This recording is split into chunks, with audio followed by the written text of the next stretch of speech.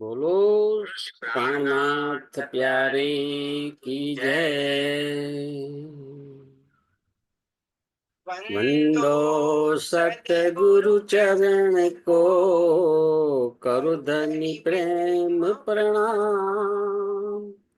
अशुभ हरण मंगल करण धनि देव चंद्र जी नाम। श्री प्राणनाथ निज मूलपति, श्री महराज सुनाम। तेज कुंवर श्यामा जुगल को, पल पल करू प्रणाम। धनी जी मारा पल पल करू प्रणाम। बोलो प्राणनाथ प्यारे की जय।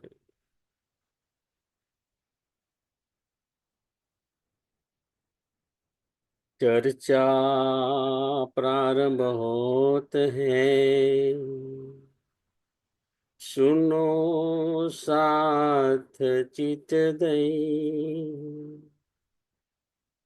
भजो राज श्यामा श्री प्राणनाथ, सखी जीवनी हमारो। श्री महामत कहे साथ जी, भया चर्चा का वखत। अब तुम सुनियो चित दे, लाला गया बैठे इन तखत। लाला गया बैठे इन तखत। बोलो श्री प्राणनाथ प्यारे की जय। પૂર્ણ બ્રહ્મ સચ્ચિદાનંદ સ્વરૂપ ધામ ધણીશ્ય અક્ષરાતીત પરમાત્માની અસીમ કૃપાથી, સદગુરુ મહારાજના અપાર આશીર્વાદથી આપણે શ્રી વિતક ચર્ચા કરી રહ્યા છીએ. એમાં મહામતી સ્વામી શ્રી પ્રાણનાથજીના આદેશથી આ 12 સુંદર સાથ દિલ્હી મુકામે ઔરંગઝેબ બાદશાહ ને જાગૃત કરવા માટે આવ્યા છે. સુંદરસાથજી ખૂબ જ કટ્ટરવાદી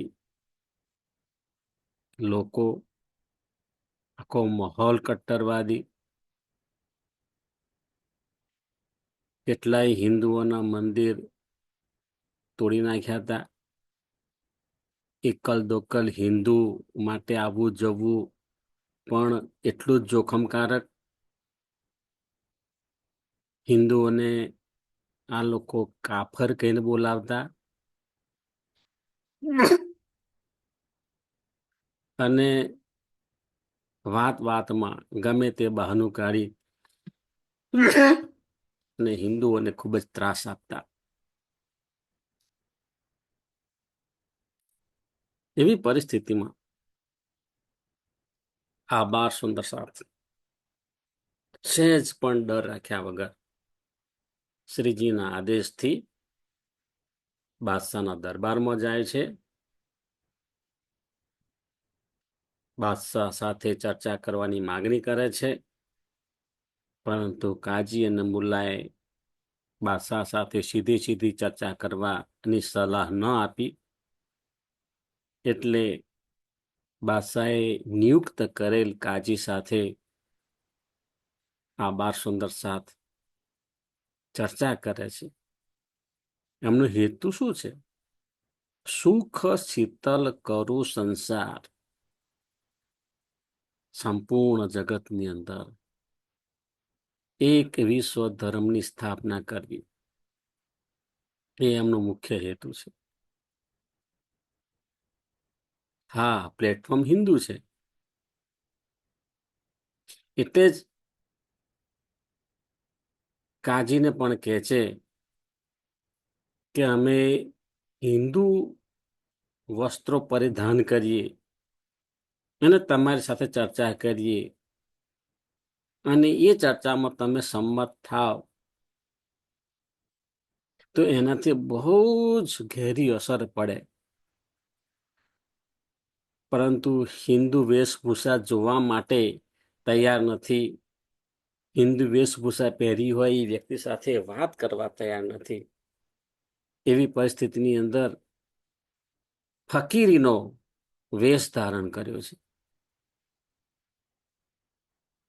કારણ કે છેવટે એમને પોતાની જે વાત છે, સત્ય હકીકત રજૂઆત કરવી છે કે કુરાનની અંદર ખરેખર શું લખ્યું છે, એનો મગજમાં એનો શું છે, વેદોની અંદર એનો સારાંશ શું છે, ભગવદ્ ગીતાનો સારાંશ શું છે, બાઇબલનો સારાંશ શું છે, ગુરુ ગ્રંથ સાહેબનો સારાંશ શું છે, આ સાર તત્વની વાત કરવા માટે કયા છે. બાદશાહનું ખૂબ જ કમનસીબ કહેવાય કે આ સત્ય હકીકત એમના કાન સુધી ન ગઈ. એમાં મહેદીનો જે સંદેશો હતો એ તેમના સુધી પહોંચ્યો નહીં, જેને પરિણામે એમની આત્મા જાગૃત ના થઈ અને અંધકારમાં એમણે પોતાનું જીવન વ્યતીત કર્યું. તે વખતના કાજી, મુલ્લા, દરબારીઓ એ બધાએ અંધકારની અંદર જીવન પસાર કર્યું અને એ અંધકાર અત્યારે પણ વ્યાપ્ત છે. સુંદર સાથજી, તો એની ચર્ચા કરીએ કે આપણા 12 સુંદર સાથ કયા કયા મુદ્દાની વાત કરતા હતા. એમાં એક મુદ્દો આવે છે કે એમણે કહ્યું કે કુરાન તમારું છે અને તમારા કુરાનની અંદર લખ્યું છે કે ક્યામત આવશે ત્યારે શું થશે, ત્યારે કે મગરબ દિશાની અંદર સૂર્યોદય થશે. મગરબ એટલે પશ્ચિમ દિશામાં, પશ્ચિમ દિશાની અંદર સૂર્યોદય થશે. એટલે એનો શબ્દાર્થ જો આપણે જોઈએ તો આપણને તો પૂર્વ દિશામાં સૂર્યોદય દેખાય છે કે બધા જ રાહ જોઈ બેઠી રહ્યા છે કે આ પૂર્વને બદલે પશ્ચિમ દિશામાં જ્યારે સૂર્યોદય થાય ત્યારે સમજવું કે ક્યામતનો સમય આવ્યો છે. તો છે જલસા કરો, ખૂબ જ કટ્ટરવાદી વિચારધારા હેઠળ જુલ્મ કરો, આપણને કોઈ કહેનાર નથી અને એવી અંધશ્રદ્ધા ફેલાવે, એવી અજ્ઞાનતા ફેલાવે કે જેને પરિણામે હજારો હજારો નવયુવાન લોકો એની અંદર હોમાતા જાય છે. અહીં કે છે જો કે મગરબ દિશામાં એટલે પશ્ચિમ દિશામાં, ને પશ્ચિમ દિશામાં એટલે કે હિન્દુઓમાં ઇમામ મહેદી પ્રગટ થશે. એનું કારણ શું? કારણ કે અગાઉ અરબ પ્રદેશમાં મોહમ્મદ સાહેબ પ્રગટ થયા હતા. હવે અરબ પ્રદેશ એટલે શું? પૂર્વ દિશા. પૂર્વ દિશામાં મોહમ્મદ સાહેબ પ્રગટ થયા હતા. તેની વિરુદ્ધ દિશામાં સૂર્યોદય થશે. હવે તેની વિરુદ્ધ દિશા એટલે કઈ? પૂર્વની વિરુદ્ધ દિશા પશ્ચિમ દિશા. પશ્ચિમ દિશામાં સૂર્યોદય થશે.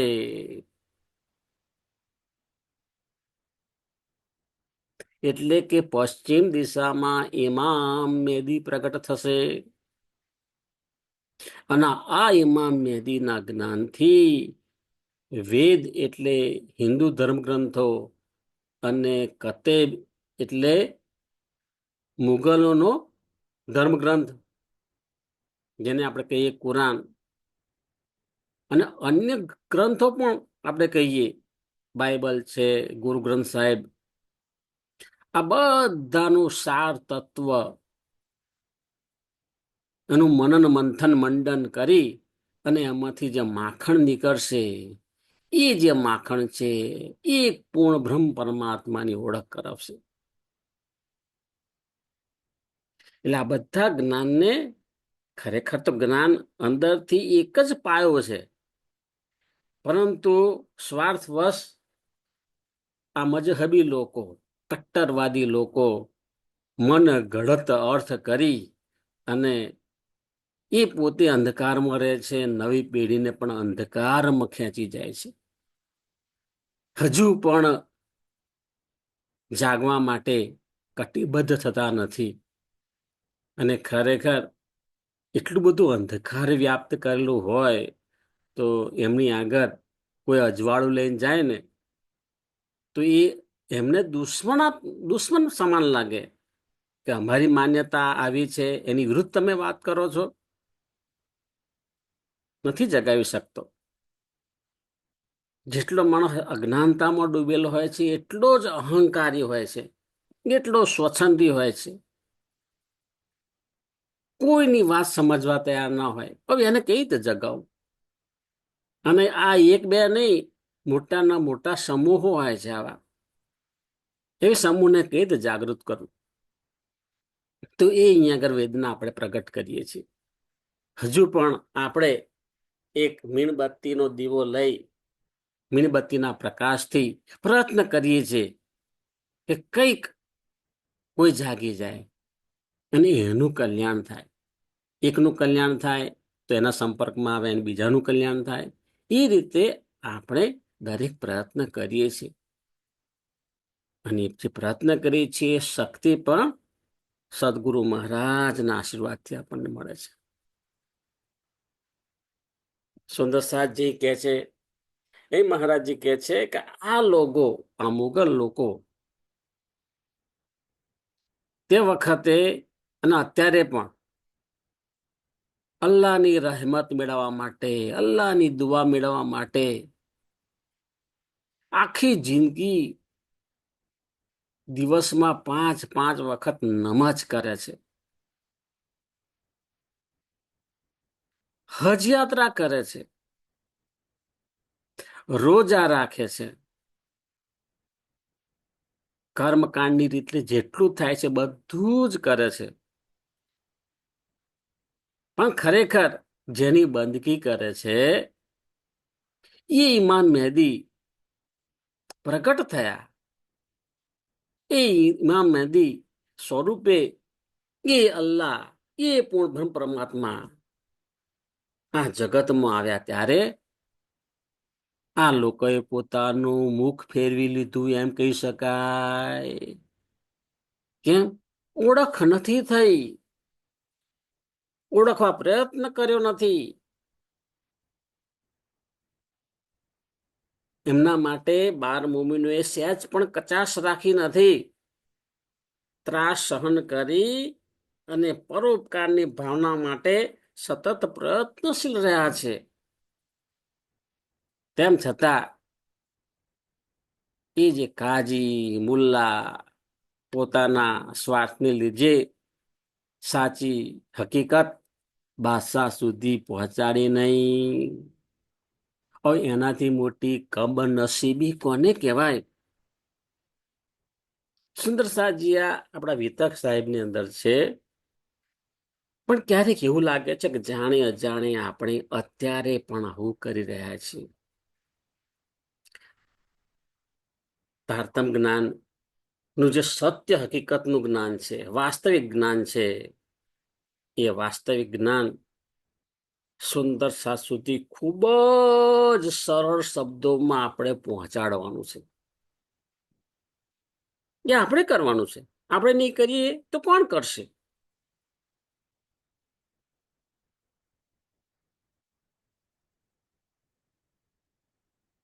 સુંદર સાજી એમ કે છે કે તે વખતે આ બાદશાહને જાગૃત કરવા માટે મક્કાથી વસિયતનામું પણ આવ્યું હતું અને એમાં સ્પષ્ટ લખેલું હતું કે ઇમામ મહેદી હિન્દમાં પ્રગટ થઈ ચૂક્યા છે. તેમ છતાં પણ આ વાતને ગંભીરતાથી ધ્યાનમાં લીધી નહીં. કેમ? એમને સ્વાર્થ હતો. જો આ જ્ઞાન બાદશાહ સુધી પહોંચશે તો બાદશાહ આ શરીયતનું જે સામ્રાજ્ય છે એને છોડી દેશે. અમારું સામ્રાજ્ય છે એ અસ્ત વ્યસ્ત થઈ જશે. અરે ભાઈ, એ જો માણસ જાગૃત થઈ ગયો હોત તો તે વખત કેટલા બધા લોકોનું કલ્યાણ થયું હોત. અને અત્યારે આપણે જે વિધ્વંસ જોઈએ છીએ એ અજ્ઞાનતા, અહંકાર, મક્કારી, જૂઠ, એ વિધર્મી દેશની અંદર જે ફૂલ્યું ફાલ્યું છે તો જોઈ રહ્યા છે કે શી દશા થઈ રહી છે. ત્રાહિમામ ત્રાહિમામ ત્રાહિમામ થઈ રહ્યો છે. એનું મૂળ કારણ શું? અજ્ઞાનતા. એ અજ્ઞાનતા ચાલી આવી છે. આ એક બદનસીબી કહેવાય. સુંદરસારજી પરમધામથી પરમધામની બ્રહ્માંગનાઓ સૌ પ્રથમ કાળમાંના બ્રહ્માંડમાં આવી, જ્યાં વ્રજ લીલા કરી 11 વર્ષ 52 દિવસ કૃષ્ણજી, રાધા, ગોપીઓ ના સ્વરૂપે જે વ્રજ લીલા થઈ, ગોપીઓને શ્રી કૃષ્ણજી પ્રત્યે અપાર પ્રેમ હતો. પરંતુ તેમના મૂળ સ્વરૂપનું, મૂળ ધણી કે મૂળ ધામનું જ્ઞાન ન હતું. એટલે એને નિંદ્રામાં કહ્યું છે. નિંદ્રાની અંદર રાસલીલા કરીને આનંદ કર્યો. ત્યાર પછી એ જે ગોપીઓ, રાધાજી, એ બધાના દેહ અહીં રહ્યા, પણ એમની જે સુરતા છે, એમની રૂહ, એ યોગ માયાના બ્રહ્માંડમાં જાય છે અને નિત્ય વૃંદાવનની અંદર મહારાસ લીલા થાય છે. અને મહારાસ લીલા થઈ એમાં પણ શ્રી કૃષ્ણજી, રાધાજી અને ગોપીઓના તનની અંદર આ બધી શક્તિ બિરાજમાન હતી. અને મહારાસ લીલા થઈ. એ મહારાસ લીલા અર્ધ જાગૃત અવસ્થામાં થઈ. સંપૂર્ણ જાગૃત થયા નથી. પૂરેપૂરી પહેચાન નથી પોતાના સ્વસ્વરૂપની કે પોતાના ધામની. ત્યાર પછી અત્યારે આ જાગણી લીલાનું બ્રહ્માંડ ચાલે છે. અને આ જાગણી લીલાના બ્રહ્માંડની અંદર એ પરમધામની બ્રહ્માંગનાઓ આ દુઃખરૂપી માનો ખેલ જોવા માટે આવી છે. જે તે મનુષ્યનું શરીર છે એમાં જે તે જીવ ઉપર બેસીને દ્રષ્ટા ભાવથી આ માયાનો ખેલ જોઈ રહી છે. અને એમને જગાવવા માટે પરમધામથી પ્રથમ શ્યામા મહારાણીની સુરતા ધણશ્રી દેવચંદ્રજીમાં આવી અને એ તારતમ બીજ મંત્ર આપે છે. અને ત્યારબાદ શ્રી મહારાજના તનની અંદર સંપૂર્ણ શક્તિ, શ્રી રાજજી મહારાજની આવેશ શક્તિ, શ્યામાજીની આત્મા, અક્ષર બ્રહ્મની આત્મા, અસરાફેલ, જબરાયેલ, પરમધામના 25 પક્ષ, હુકમ, બધું એમની અંદર આવે છે. અને પરમધામથી તારતમ જ્ઞાન લાવે છે. અને એ તારતમ જ્ઞાનથી આપણે જાગૃત થઈએ છીએ. એટલે આ જે જાગડી લીલાનું બ્રહ્માંડ છે એને કહેવાય જાગૃત અવસ્થામાં. હા, ખરેખર જાગીએ તો. બાકી વાણી તમે સ્વરૂપ સાહેબની અંદર મૂકી રાખીએ, સેવા પૂજા કરીએ, એ બધું જ બરાબર છે. પરંતુ એનું વાંચન, મનન, મંથન કરી અને આપણે આત્મસાત ના કરીએ તો જાગીએ કઈ રીતે? ખરેખર એ જાગ્રત અવસ્થામાં લાવવા માટેનું જ્ઞાન છે. અને જ્યારે જાગ્રત અવસ્થામાં આપણે આવીએ ને ત્યારે આપણને પરમધામનું સુખ મળે છે. ઇતિહી બેઠે ઘર જાગે ધામ. ખરેખર આપણો ધ્યેય છે. બાકી તમે જુઓ સંસારની અંદર ગમે તેટલી સુખ સુવિધાઓ હોય, ખૂબ જ સુખ સુવિધા છે, ખૂબ જ કુટુંબ કબીલો મોટો છે, બરાબર, હા, એની અંદર તમને માન પ્રતિષ્ઠા મળે છે, પરંતુ તમારી અંદર જે સુકૂન કહેવાય ને, સુકૂન, ક્યારેક એવું જોવા મળે 5 મિનિટનું પણ સુકૂન ના મળે. એટલે બધા લોહી ઉકારા અંદર ચાલતા હોય, સતત લોહી ઉકારા, લોહી ઉકારા. એ લોહી ઉકારના વિચારોની અંદર મહિનાઓ અને વર્ષો ચાલ્યા જાય, પણ સુકૂનની 5 મિનિટ ના મળે. એ સુકૂનની 5 મિનિટ આપણને તારતમવાણી આપે છે. એ તારતમવાણી આપણને અંદરથી જગાવે છે અને કહે છે કે સંસારના કામો કરો, પણ સંસારના ના થઈ જશો. દિલ તો ધણકીના ચરણોમાં જ આપવાનું છે. અને એ જયારે ભાવ ઉત્પન્ન થાય ને, અને ત્યારે ચિતવણી કરીએ, અને ચિતવણીની અંદર યુગલ સ્વરૂપના દર્શન થાય, અને એનું જે સુખ પ્રાપ્ત થાય ને, એની તોલે શું આવે? એ ધન આપણને પ્રાપ્ત થયું છે. સુંદર સાતજી, આ સંસારની અંદર જીવ સૃષ્ટિ છે, ઈશ્વર સૃષ્ટિ છે અને બ્રહ્મ સૃષ્ટિ છે. તો એના માટે પણ એવું અર્થઘટન કર્યું છે કે મોટે ભાગે જીવ સૃષ્ટિ છે ને, એ જીવ સૃષ્ટિની અંદર જીવ ભાવ પૂરેપૂરો રહેલો હોય, અને માયાની નિંદ્રાની અંદર જ એ રહે. એ ઢંઢોળે ને તો પણ માયાની નિંદ્રામાંથી બહાર નીકળે નહીં. એનો માસ બહુ મોટો છે. એનાથી નાનો માસ છે ઈશ્વર સૃષ્ટિ, અર્ધજાગ્રત અવસ્થા.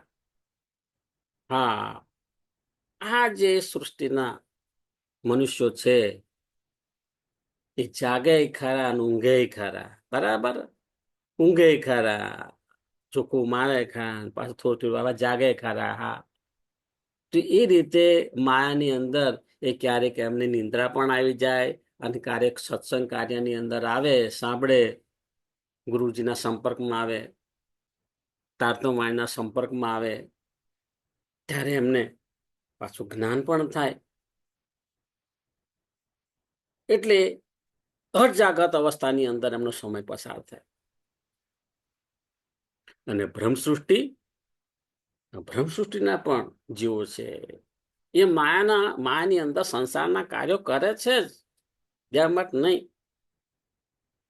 ફરજના ભાવ રૂપે સંસારના કાર્યો કરે. દેશ પ્રેમ પણ હોય છે, દેશ પ્રેમને લીધે દેશ હિતના કાર્યો કરે છે, અને એની સાથે સાથે પોતાના આત્માનું કલ્યાણ પણ કરે છે. એકવાર જાગી ગયા પછી અંદરથી એ નિસ્દિન જાગ્રત રહેશે. 5 તત્વનું શરીર જે છે એ ભલે માયાનું કાર્ય કરતું, અંદરથી સતત ઉર્જા આયા કરે છે, અંદરથી સતત ઉત્સાહ ઉમંગ હોય છે. પોતે જાગૃત રહે છે ને પોતાના સંપર્કમાં જે આવે એ બધાને પણ જગાડવાનું કાર્ય કરે છે. અને એમની જે રહેણી કરણી અને કથનીની અંદર આ બ્રહ્મ સૃષ્ટિ છે ને, એવા આપણને દર્શન પણ થાય છે.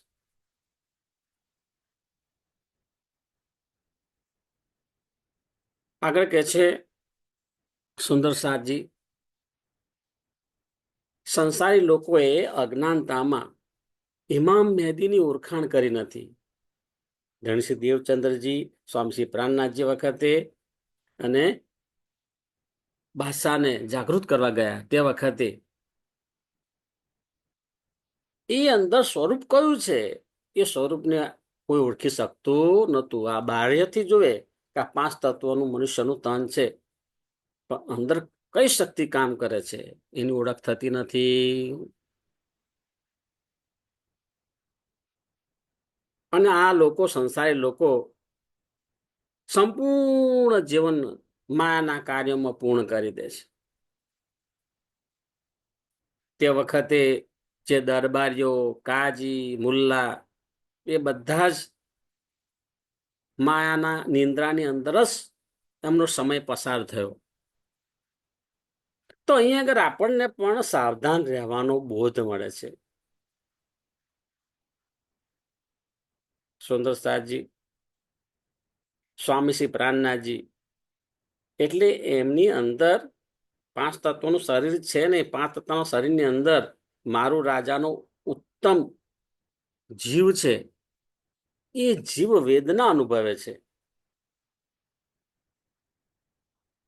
જ્યારે એમની ઉપર ઇન્દ્રાવતીની આત્મા આવીને બિરાજમાન થાય છે અને ઇન્દ્રાવતીની આત્મા દ્રષ્ટા ભાવથી આ જગતને જુએ છે અને ઇન્દ્રાવતીની આત્માની અંદર શ્રી રાજ્ય મહારાજની આવેશ શક્તિ આવી અને તારતમ વાણી લાવે છે.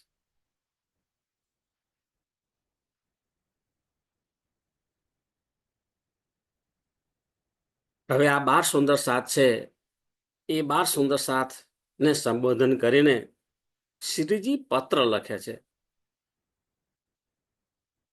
આ પત્ર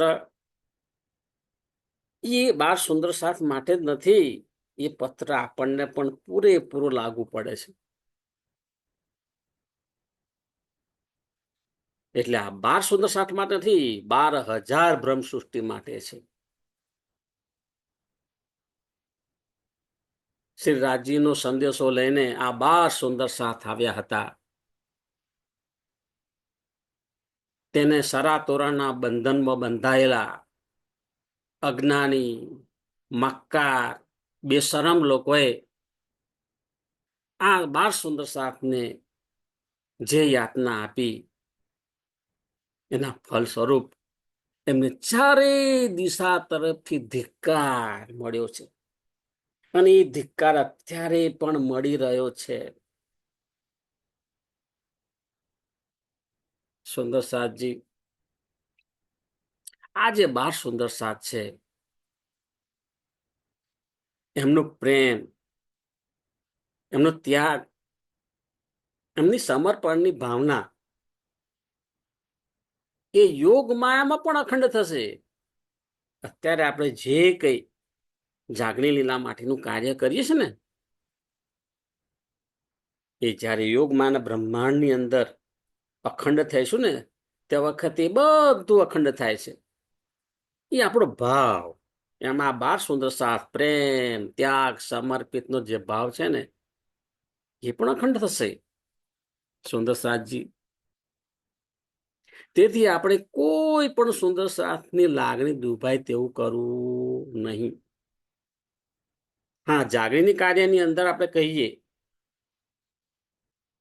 કે એની અંદર મતભેદ થાય, તે વખતે આપણે ખૂબ જ શાલીનતાપૂર્વક આપણે ચર્ચા કરવાની છે. કોઈનું દિલ દુભાય તે ચર્ચા કરવાની નથી. શાલીનતાપૂર્વક આપણે ચર્ચા કરીએ, ચર્ચા સાંભળી અને તેમને પોતાની ભૂલ સમજાય અને શર્મિંદગી અનુભવે, પ્રાયશ્ચિત પણ કરશે. અને જો તમે જાગૃત નહીં થાવ તો દોજખની અગ્નિમાં પણ દુઃખ ભોગવવું પડશે. બહુ સ્પષ્ટ આપણે કહીએ તો એ સામેની વ્યક્તિને થાય કે ના, બિલકુલ સાચી વાત છે. આ શા માટે મારી આત્માને જાગૃત ન કરવી? સુંદર સાતજી, આ 12 સુંદર સાત જે બાદશાહના દરબારમાં કાજી સાથે ઇમામ મેદી પ્રગટ થઈ ગયા છે, એની ચર્ચા કરી રહ્યા છે. તેમની ઉપર શ્યામાજીની પણ પલ પલ મહેરની વર્ષા વરસી રહી છે. અને શ્રી રાજજી મહારાજની આવેશ શક્તિ તો એ બધાની પાસે છે જ. અને એ જે આવેશ શક્તિની જ ઉર્જા કામ કરી રહી છે. સુંદર શાહજી પરમધામમાં મિલ મિલાવાની અંદર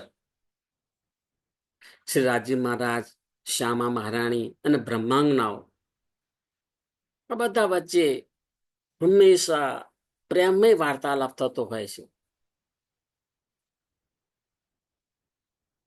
ઈશ્કની વાર્તા થતી હોય છે. આનંદની વાર્તા થાય. એક ક્ષણના કરોડોમાં ભાગ જેટલો સમય પણ તેઓ એકબીજાથી અલગ રહી શકતા નથી.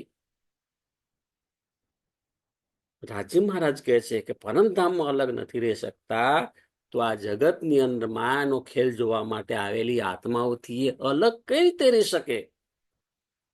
એ સૂક્ષ્મ રૂપે આવેશ શક્તિથી આત્માઓના ધામ દિલની અંદર બિરાજમાન છે. સુંદર શાહજી આ સંસારમાં પ્રિયતમ પરમાત્મા એક ક્યામત ની જાહેરાત કરી છે અને કહ્યું છે કે આ ક્યામતનો સમય છે, એટલે સંસારની અંદર વિવિધ પ્રકારના કષ્ટ પણ જોવા મળશે અને તેમાં આપણી પરીક્ષા પણ થશે અને પ્રત્યેક પરીક્ષાની અંદર આપણે ઉત્તીર્ણ થવાનું છે.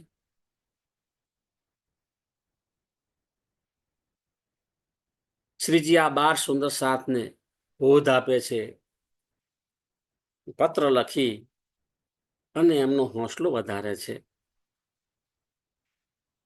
કે છે કે તમે શરિયત વિરુદ્ધ સત્ય ધર્મ સ્થાપના માટે એક યુદ્ધ કરી રહ્યા છો. એ યુદ્ધથી મોટો શબ્દ કયો વાપરવો? યુદ્ધ છે.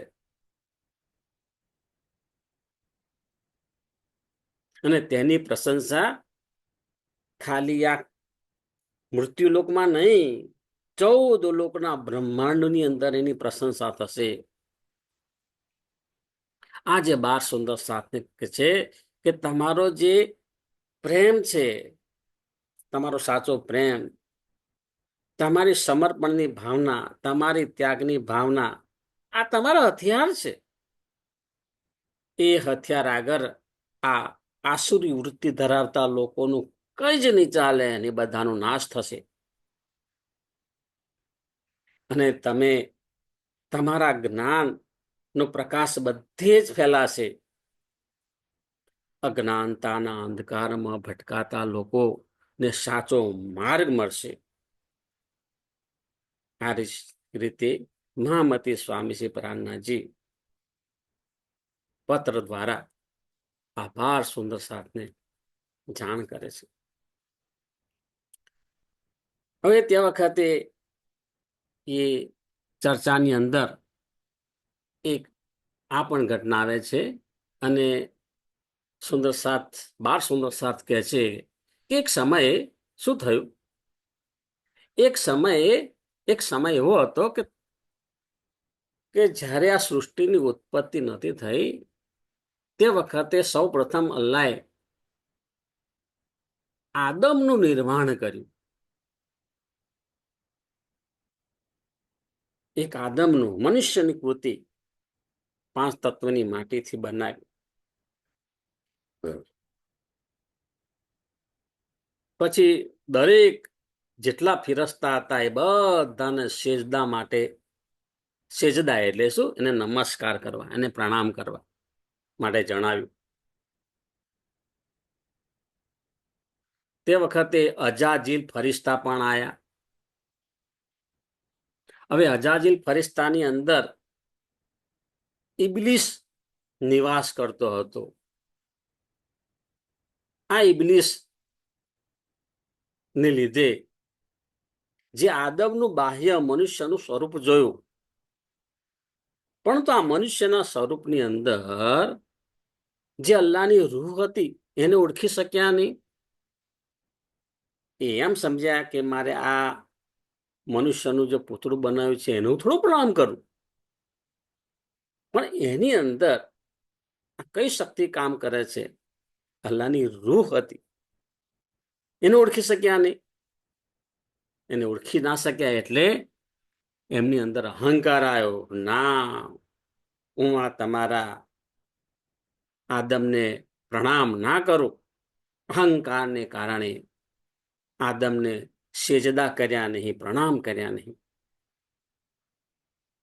જેના પરિણામ સ્વરૂપ ઇબ્લીસને ધિક્કાર સહન કરવાનો સમય આવ્યો. તેમને અખંડ મુક્તિ સ્થાનમાંથી બહાર હાંકી કાઢવામાં આવ્યા.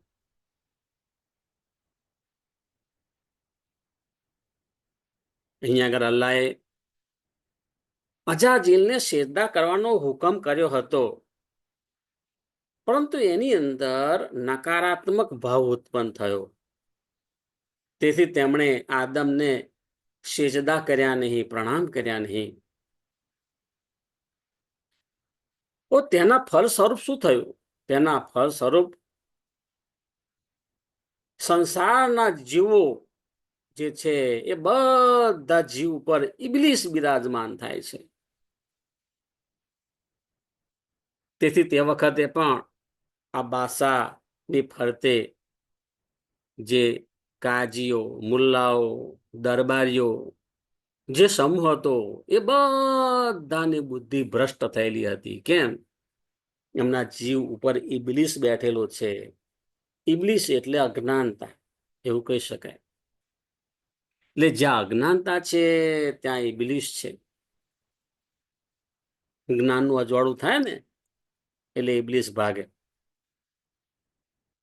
હવે અહીંયા આગળ ભ્રષ્ટ બુદ્ધિ થવાને કારણે વ્યક્તિ પોતાના જ હાથે પોતાનું અહિત કરે છે. તો એ દરબારીઓ, કાજી, મુલ્લા અજ્ઞાનતાને કારણે એ પોતાના હાથે જ પોતાનું અહિત કર્યું, જેને પરિણામે સાચું જ્ઞાન છે બાદશાહ સુધી પહોંચાડ્યું નહીં. સુંદર સાથજી, હવે આપણે પોતાની વાત કરીએ. આપણે આપણા જીવનને ઉર્ધ્વગામી બનાવવું હશે તો પહેલું શું કરવાનું? તો પહેલું તો આપણને આ મનુષ્ય તન મળ્યું છે. મનુષ્ય તનની અંદર જીવ છે. એ સાધના કરી અને આપણું જે જીવ છે ને એને સુપાત્ર બનાવવાનું છે. આપણે આ વાત ભૂલી જઈએ છીએ. ખરેખર સાધનાનું ખૂબ મહત્વ છે. એ સાધનાથી જ આપણો જીવ છે ને સુપાત્ર બનશે. અને જીવ સુપાત્ર બને ત્યારબાદ તારતમ જ્ઞાનનો પ્રકાશથી આ જીવ ઉર્ધ્વગામી ઉડ્ડયન કરશે. આધ્યાત્મિક માર્ગ છે ને એ આધ્યાત્મિક માર્ગની ઊંચાઈએ પહોંચશે અને સાચો પરમાનંદ છે એ પ્રાપ્ત કરશે. સુંદર સાચી, આ સંસારની અંદર બધે જ મનનો ખેલ છે. એ વાણીની અંદર કહ્યું છે. અને તારતમ જ્ઞાનથી જ આપણે આપણું મન જોઈ શકીએ છીએ. હા, બાકી જોઈ શકાય નહીં. બીજાનું કોણ શું કરે છે એમાં રસ હોય આપણને. જો હનુમાન આવું છે, હનુમાન આવું છે, આવું બોલે છે, આવું વિચારે છે, પણ તમે તમારા મન વિશે ક્યારે વિચાર કર્યો છે ખરો? આપણે આપણું મન કેવું છે એ આપણને દેખાવું જોઈએ ને. આપણને આપણું મન દેખાય ત્યાર પછી એ મન ઉપર બહુ સહેલાઈથી કાબુ મેળવી શકાય છે અને આપોઆપ દિશા બદલાઈ જશે. સુંદર સાથજી, જો જીવનની અંદર આપણને નકારાત્મક વિચારો આવે તો એને નાસ્તિકતા કહેવાય. કેટલો સુંદર અર્થ કર્યો છે.